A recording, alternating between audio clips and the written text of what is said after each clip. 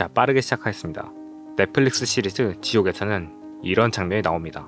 자, 이쯤에 경찰이 해야 되는 일이 뭐겠습니까? 주명은 이 죄인의 죄가 뭔지를 밝혀서 어떤 누구도 지나가는 개미 새끼 한 마리까지도 신의 두 눈을 피할 수가 없다라는 사실을 알려야죠.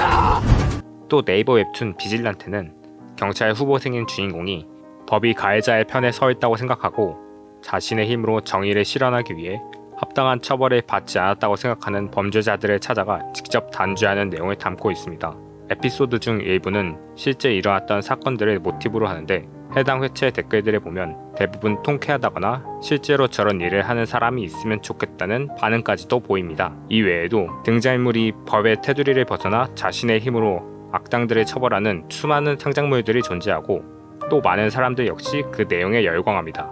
이처럼 법치주의 국가에서 법으로 정해진 절차 밖에서 특정 개인이나 집단에 의해 결정되고 행해지는 모든 폭력과 제재를 사적 제재라고 합니다. 현실에서는 학교 폭력 피해자를 대신해 가해자들에게 똑같이 복수를 해주는 삼촌 서비스나 자녀가 학교 폭력을 당해왔다는 사실을 알게 된 피해자의 아버지가 가해자들을 찾아가 폭행하는 사건들이 종종 일어납니다.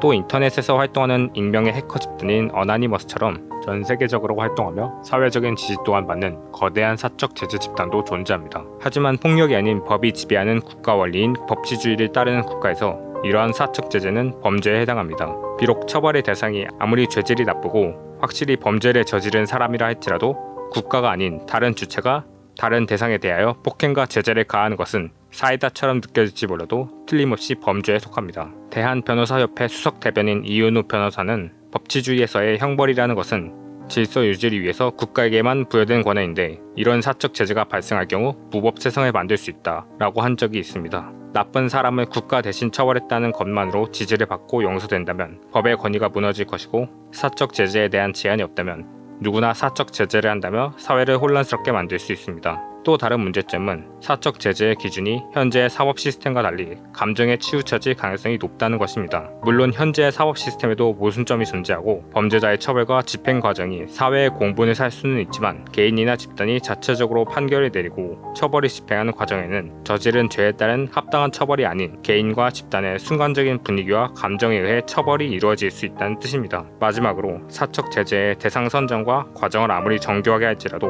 무고한 피해자가 생기는 것은 피할 수 없다는 문제점이 있습니다. 더 거대한 단체인 사법부에서도 무고한 사람을 범죄자로 만든 사례가 존재하는데 상대적으로 더 작은 주체인 개인이나 사적 제재 집단이 범죄자를 처벌할 때는 아무 죄도 없는 사람이 누명을 쓰고 처벌을 받는 일이 일어날 가능성이 있을 것입니다. 정의 구현을 목적으로 행한 사적 제재가 오히려 억울한 사람을 만들 수 있다는 점은 결코 작은 문제점이 아닙니다. 실제로 2020년 한국에서 등장한 디지털 교도소는 범죄자의 신상 공개를 목적으로 개인정보를 불법으로 유포했던 사이트입니다. 악성 범죄자들에 대한 관대한 처벌에 분노해 사회적인 심판을 받도록 한다는 목적으로 설립되었다고 했지만 결국 허위 사실을 유포하거나 무고한 피해자가 생긴 등의 사건이 발생했고 운영자들은 체포되고 사이트는 폐쇄되었습니다. 이 과정에서 밝혀졌던 놀라운 사실은 사이트 운영진 중 하나가 N번방 운영자면서 마약을 판매하기도 한 범죄자였다는 것입니다. 즉 사적 제재라는 정의를 표방하는 집단이 오히려 정의의 탈을 쓴 악당들이었습니다. 하지만 이러한 점에도 불구하고 사람들 사이에서 사적 제재에 대한 창작물이 반응이 좋고 현실의 사적 제재에 열광하는 것은 현실의 법체계와 국민들의 법에 대한 감정 사이에 큰 간극이 생겼기 때문이라고 할 수 있습니다. 사법부에 대한 불신이 커질수록 사적 제재를 원하는 사람들은 더욱 늘어나겠지만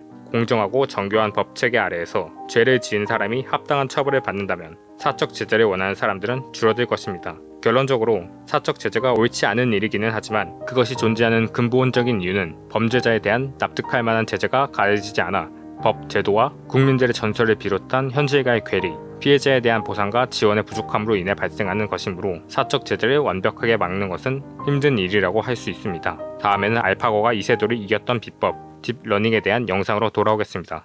그럼 안녕.